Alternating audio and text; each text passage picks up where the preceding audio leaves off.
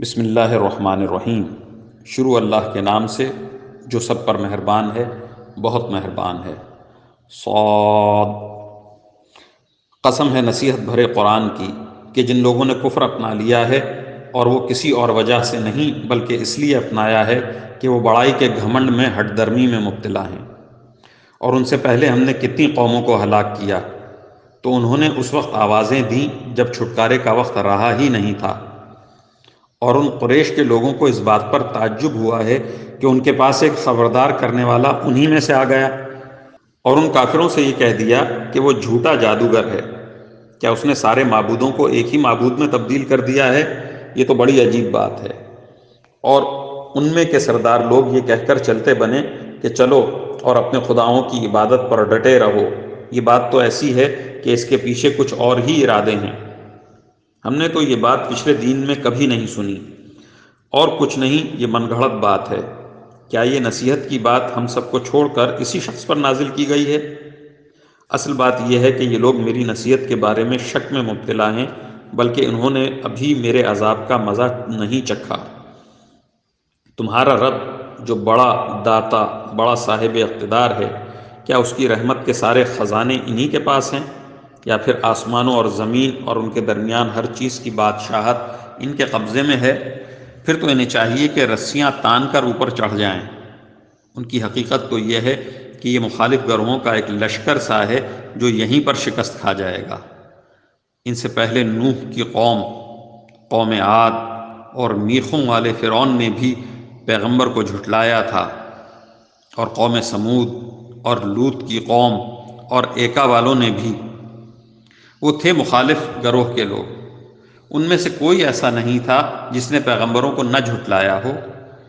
اس لیے میرا عذاب بجا طور پر نازل ہو کر رہا، اور مکے کے یہ لوگ بھی بس ایک ایسی چنگھاڑ کا انتظار کر رہے ہیں جس میں کوئی وقفہ نہیں ہوگا، اور کہتے ہیں کہ اے ہمارے پروردگار، ہمارا حصہ ہمیں روز حساب سے پہلے ہی جلدی دے دے۔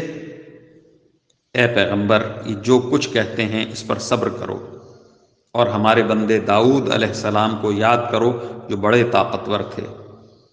وہ بے شک اللہ سے بہت لو لگائے ہوئے تھے۔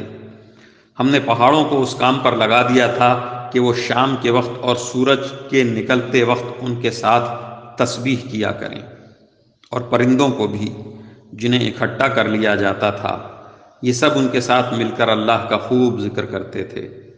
اور ہم نے ان کی سلطنت کو استحکام بخشا تھا، اور انہیں دانائی اور فیصلہ کن گفتگو کا سلیقہ عطا کیا تھا۔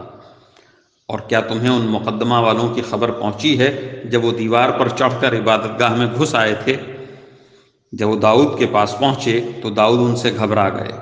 انہوں نے کہا، ڈریے نہیں، ہم ایک جھگڑے کے دو فریق ہیں، ہم میں سے ایک نے دوسرے کے ساتھ زیادتی کی ہے۔ اب آپ ہمارے درمیان ٹھیک ٹھیک فیصلہ کر دیجئے اور زیادتی نہ کیجئے، اور ہمیں ٹھیک ٹھیک راستہ بتا دیجئے۔ یہ میرا بھائی ہے، اس کے پاس 99 دمبیاں ہیں اور میرے پاس ایک ہی دمبی ہے۔ اب یہ کہتا ہے کہ وہ بھی میرے حوالے کرو، اور اس نے زور بیاں سے مجھے دبا لیا ہے۔ داؤد نے کہا، اس نے اپنی دمبیوں میں شامل کرنے کے لیے تمہاری دمبی کا جو مطالبہ کیا ہے اس میں یقیناً تم پر ظلم کیا ہے۔ اور بہت سے لوگ جن کے درمیان شرکت ہوتی ہے وہ ایک دوسرے کے ساتھ زیادتی کرتے ہیں، سوائے ان کے جو ایمان لائے ہیں اور جنہوں نے نیک عمل کیے ہیں، اور وہ بہت کم ہیں۔ اور داؤد کو خیال آیا کہ ہم نے دراصل ان کی آزمائش کی ہے، اس لیے انہوں نے اپنے پروردگار سے معافی مانگی، جھک کر سجدے میں گر گئے اور اللہ سے لو لگائی۔ چنانچہ ہم نے اس معاملے میں انہیں معافی دے دی، اور حقیقت یہ ہے کہ ان کو ہمارے پاس خاص تقرب حاصل ہے اور بہترین ٹھکانہ۔ اے داؤد، ہم نے تمہیں زمین میں خلیفہ بنایا ہے، لہٰذا تم لوگوں کے درمیان برحق فیصلے کرو، اور نفسانی خواہش کے پیچھے نہ چلو، ورنہ وہ تمہیں اللہ کے راستے سے بھٹکا دے گی۔ یقین رکھو کہ جو لوگ اللہ کے راستے سے بھٹک جاتے ہیں ان کے لیے سخت عذاب ہے، کیونکہ انہوں نے حساب کے دن کو بھلا دیا ہے۔ اور ہم نے آسمان اور زمین اور ان کے درمیان جو چیزیں ہیں ان کو فضول ہی پیدا نہیں کر دیا۔ یہ تو ان لوگوں کا گمان ہے جنہوں نے کفر اختیار کر لیا ہے۔ چنانچہ ان کافروں کے لیے دوزخ کی شکل میں بڑی تباہی ہے۔ جو لوگ ایمان لائے ہیں اور جنہوں نے نیک عمل کیے ہیں، کیا ہم ان کو ایسے لوگوں کے برابر کر دیں گے جو زمین میں فساد مچاتے ہیں؟